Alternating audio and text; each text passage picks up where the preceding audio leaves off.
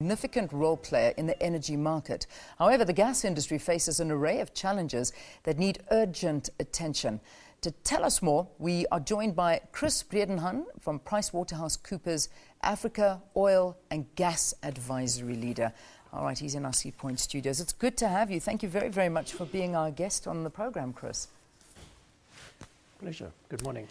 Before we get into the challenges, for the benefit of the viewers who don't know what liquefied gas or natural gas actually is, just give us a bit of an explanation. Sure. Natural gas is a naturally occurring hydrocarbon that is available. And the problem with natural gas is that it is often found in places far from markets, and it's difficult to transport if you can't pipe it in a pipeline. So the industry has come up with a solution to that by supercooling the gas and it to minus 160 degrees, and then it reduces in size 600 times, and it's able to be transported in LNG ships, and then effectively at a destination market again. There's a regasification plant where the liquid gas is effectively warmed up and returns to its gaseous state, then to be used either to power or fire power stations, or convert into liquid fuel or fertilizers or other chemical products as well. Yeah. Why is it so important?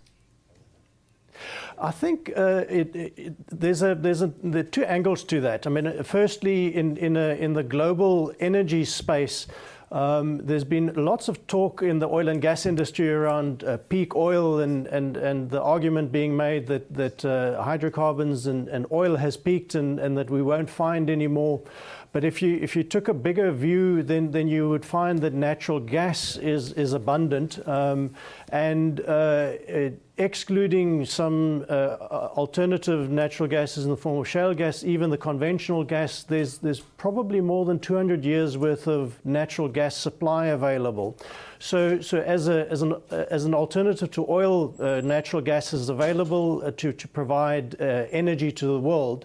If you take it closer to a South African context, where in South Africa we operate in an energy-constrained environment, and also South Africa is the 14th highest emitter of greenhouse gases because of our high dependence on coal.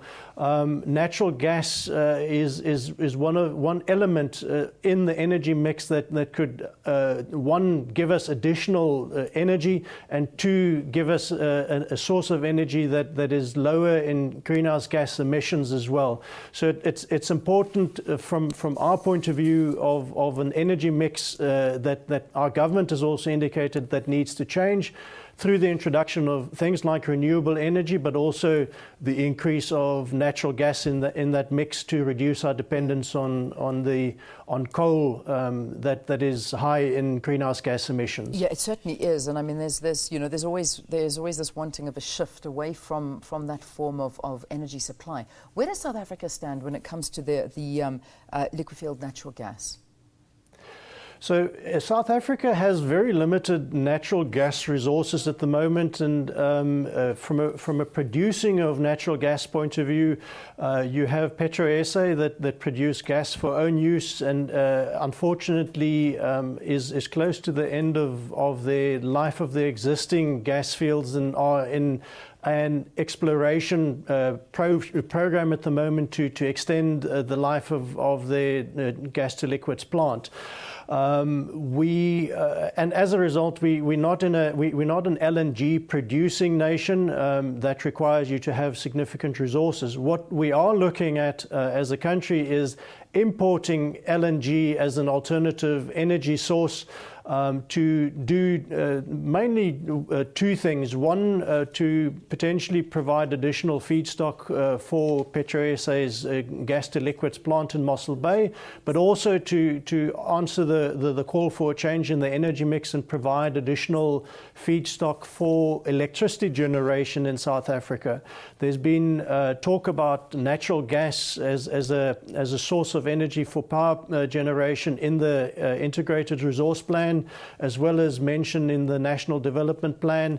There's been ministerial determinations around additional 2,600 megawatts of electricity generation capacity that would be gas-fired as well. So the intention is to source natural gas in the form of LNG into the country until such time as indigenous gas resources have been developed. And those indigenous gas resources could be the development of the SABC gas field off the South African west coast that has been stranded for a number of years, and there's talk around that. And then obviously the development of potential development of shale gas in South Africa, together with coal bed methane developments in the Mpumalanga area of South Africa as well. All right, so there's a Gas Week event that's actually coming up next month. Tell us more about what's actually going to be discussed there. What'll happen? Gas Week is an industry-specific conference that focuses on the gas industry. It talks about global developments in natural gas, as well as the local developments in South Africa as well. The global developments are quite important from a South African perspective, because the natural gas market is certainly growing. It's certainly becoming a much more global market, similar to what the oil market is. And also, very specifically, there's been quite a number of large developments that are close to home for South Africa as well. On the east coast, Mozambique and Tanzania have proven significant natural gas reserves that provides significant growth opportunities for Africa, for those countries specifically, and interesting opportunities in terms of supply sources for natural gas to South Africa as well. Obviously, South Africa can't sit and think that there would be preferential arrangements because of the proximity to South Africa. It is a global market, and Mozambique and Tanzania are also looking at competing for the same profitable Asian markets that countries like Australia are targeting, and also with the shale gas boom in the United States, they've turned from an importing to an exporting country, also targeting the Asian market. So there's a race on also in terms of accessing the markets as well. All right. Thank you so much for talking to us, just shedding a little bit of light on natural gases. Chris Bredenhann is from PricewaterhouseCoopers' Africa Oil and Gas Advisory Leader. Thank you.